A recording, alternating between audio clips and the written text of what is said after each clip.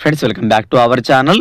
ఇటీవల తెలంగాణ జిల్లాల్లో ఖాళీగా ఉన్న కోర్టు ఉద్యోగాలకైతే నోటిఫికేషన్స్ వచ్చిన సంగతి తెలిసిందే. ఈ క్రమంలోనే కోర్టు ఉద్యోగాలకు సంబంధించిన మోస్ట్ ఇంపార్టెంట్ వీడియోస్ అయితే మన ఛానల్లో తీసుకొస్తున్నాం. అందులో భాగంగానే ఈ వీడియోలో ఇంపార్టెంట్ కరెంట్ అఫైర్స్ అయితే తెలుసుకునే ప్రయత్నం చేద్దాం. ఈ కోర్టు ఉద్యోగులకు సంబంధించిన ఫ్రీ టెస్టులు రాయాలనుకుంటే, అదేవిధంగా ఇంపార్టెంట్ పీడిఎఫ్ ఫైల్స్ డౌన్లోడ్ చేసుకోవాలనుకుంటే మన యాప్ని డౌన్లోడ్ చేసుకోండి. యాప్ లింక్ అనేది డిస్క్రిప్షన్లో ఉంటుంది. అదేవిధంగా వీడియో కనుక మీకు నచ్చినట్లయితే తప్పకుండా లైక్ చేయండి. లైక్ చేసినప్పుడే మన వీడియో మరికొంతమందికి రీచ్ అయ్యే అవకాశం ఉంటుంది. కాబట్టి లైక్ చేసి షేర్ చేయండి ఫ్రెండ్స్.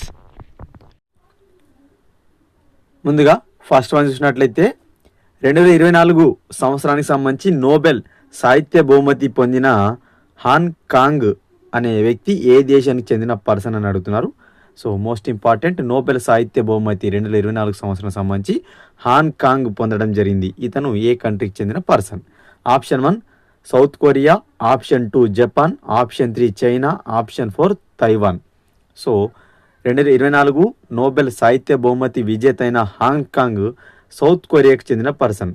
దక్షిణ కొరియాకు చెందిన హాన్ కాంగ్ 2024 సంవత్సరానికి సంబంధించిన సాహిత్య బహుమతి, నోబెల్ సాహిత్య బహుమతి అయితే గెలుచుకోవడం జరిగింది. ఓకేనా, option 1 is the right answer. Next one, 2024లో 92వ భారత వైమానిక దళ దినోత్సవం ఏదైతే ఉందో, సో మనకు ఎయిర్ ఫోర్స్ డే అని అంటాం.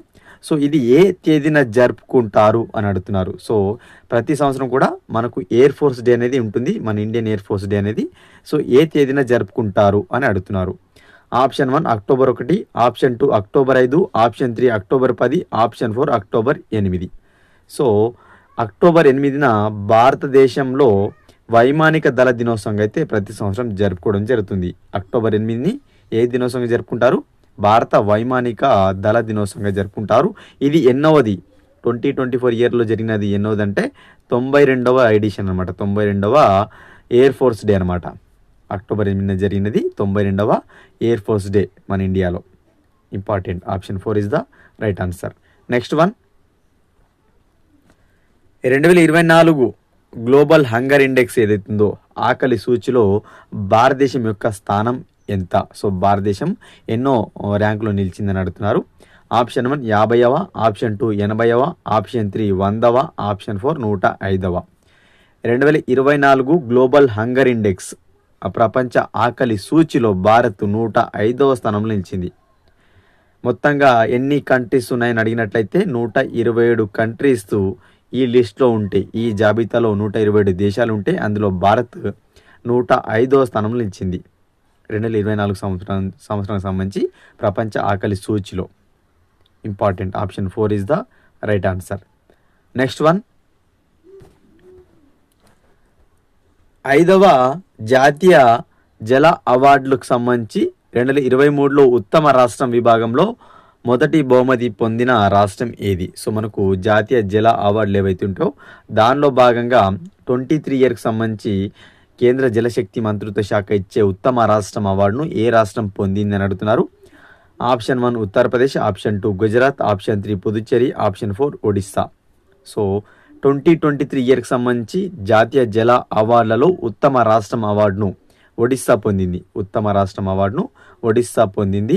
సెకండ్ ప్రైజ్ వచ్చేసి 2వ స్థానంలో ఉత్తరప్రదేశ్ నిలిచింది. ఒడిస్సా మొదటి స్థానంలో, ఉత్తరప్రదేశ్ 2వ స్థానంలో, గుజరాత్ మరియు పుదుచ్చేరిలు ఈ రెండు కలుపుకొని సంయుక్తంగా 3వ స్థానంలో, ఉత్తరప్రదేశ్ 2వ స్థానంలో, ఒడిస్సా 1వ స్థానంలో ఉంది. జాతీయ జల అవార్డుల విభాగంలో ఉత్తమ రాష్ట్రం అవార్డును ఏ రాష్ట్రం పొందింది? ఒడిస్సా. ఇంపార్టెంట్, ఓకేనా. 2వ స్థానం ఉత్తరప్రదేశ్ కాగా 3వ స్థానంలో సంయుక్తంగా గుజరాత్ మరియు పుదుచ్చేరిని నిలవడం జరిగింది. నెక్స్ట్ వన్, భారతదేశంలోని ఏ రాష్ట్రం సమగ్ర గృహ కుల సర్వే నిర్వహించి ఈ విధంగా సర్వేను చేపట్టిన 3వ రాష్ట్రంగా అవతరించింది?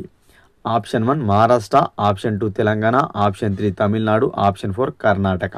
సో మన భారతదేశంలో కులగణనను చేసిన 3వ రాష్ట్రంగా ఇటీవల తెలంగాణ నిలిచింది. సో తెలంగాణలో ఇటీవల కులగణను, సమగ్ర కులగణన అయితే చేయడం జరిగింది. సో ఈ విధంగా భారతదేశంలో 3వ రాష్ట్రం నిలిచింది కులగణన చేసిన 3వ రాష్ట్రంగా. మరి మొదటి రాష్ట్రం ఏదని అడిగినట్లయితే గుర్తుపెట్టుకోండి, బీహార్. సో బీహార్ మన ఏ స్టేట్ను మన భారతదేశంలో కులగణనను చేపట్టిన తొలి రాష్ట్రంగా ఉంది బీహార్. ఆ తర్వాత ఏపీ ఆంధ్రప్రదేశ్ రెండో స్టేట్గా నిలిచింది. కులగణనను చేపట్టిన రెండో స్టేట్గా ఏపీ నిలిస్తే, మూడో స్టేట్గా కులగణనను చేపట్టిన మూడో స్టేట్గా తెలంగాణ నిలిచింది. ముగిసింది తెలంగాణలో. సో నివేదిక త్వరలో రాబోతుంది. Option 2 is the right answer. ఓకేనా. నెక్స్ట్ వన్, 2025లో జాతీయ క్రీడలు సంబంధించి ఏ రాష్ట్రం నిర్వహిస్తుంది? సో జాతీయ క్రీడలు అనేవి మనకు ఈ జనవరి ఎండింగ్ నుంచి ఫిబ్రవరిలో జరగబోతున్నాయి. జనవరి ఎండింగ్ నుంచి ఫిబ్రవరి ఎండింగ్ వరకు అయితే జరగబోతున్నాయి జాతీయ క్రీడలు. ప్రతి సంవత్సరం కూడా మన ఇండియాలో జాతీయ క్రీడలు నిర్వహిస్తారు. ఇవి ఎన్నో ఎడిషన్ అంటే 38వ ఎడిషన్. సో ఈ ఇయర్కి సంబంధించి 25 ఇయర్కి సంబంధించి ఏ రాష్ట్రం నిర్వహిస్తుందని అడుగుతున్నారు. Option 1 Uttarakhand, option 2 Gujarat, option 3 Kerala, option 4 Maharashtra. So జాతీయ క్రీడలు 38వ ఎడిషన్ ఏదైతుందో 25 ఇయర్కి సంబంధించి సో ఉత్తరాఖండ్ నిర్వహించబోతుంది. జనవరి ఎండింగ్ నుంచి ఫిబ్రవరి ఎండింగ్ వరకు అయితే ఈ 38వ జాతీయ క్రీడలు అనేవి ఉత్తరాఖండ్ వేదికగా జరగబోతున్నాయి. Important. Option 1 is the right answer. ఓకేనా. నెక్స్ట్ వన్, 2021-22 సంవత్సరానికి నాబార్డ్ సర్వే ప్రకారం గ్రామీణ కుటుంబాల సగటు నెలవారీ ఆదాయం ఎంత అని అడుగుతున్నారు. సో నాబార్డ్ ఇటీవల ఒక నివేదికను అయితే ఇవ్వడం జరిగింది. సో ఆ నివేదికలో ఏం చెప్పిందంటే 21-22 ఇయర్కి సంబంధించి మన గ్రామీణ ప్రాంతాలలో కుటుంబాలు ఏవైతే ఉంటాయో వాటి కుటుంబాల యొక్క సగటు నెలవారీ ఆదాయం ఎంత అని చెప్పడం జరిగింది. ఎంత అని అడుగుతున్నారు. ఆప్షన్ 1 12,698, ఆప్షన్ 2 10,550, ఆప్షన్ 3 15,245, ఆప్షన్ 4 11,802 రూపాయలు. సో నాబార్డ్ తాజా నివేదిక ప్రకారం 2021-22 సంవత్సరానికి గ్రామీణ ప్రాంతాలలో కుటుంబాల సగటు నెలవారీ ఆదాయం ఎంత అంటే 12,698 రూపాయలుగా ఉంది. 12,698 రూపాయలుగా అయితే కుటుంబాల సగటు నెలవారీ ఆదాయం అవుతుంది గ్రామీణ ప్రాంతాలలో నాబార్డు నివేదిక ప్రకారం. ఏ ఇయర్కి సంబంధించి అంటే 21-22 ఇయర్కు సంబంధించి ఎకనామిక్ కింద అడిగే అవకాశం ఉంది. Important. Option 1 is the right answer. ఓకేనా. Next one,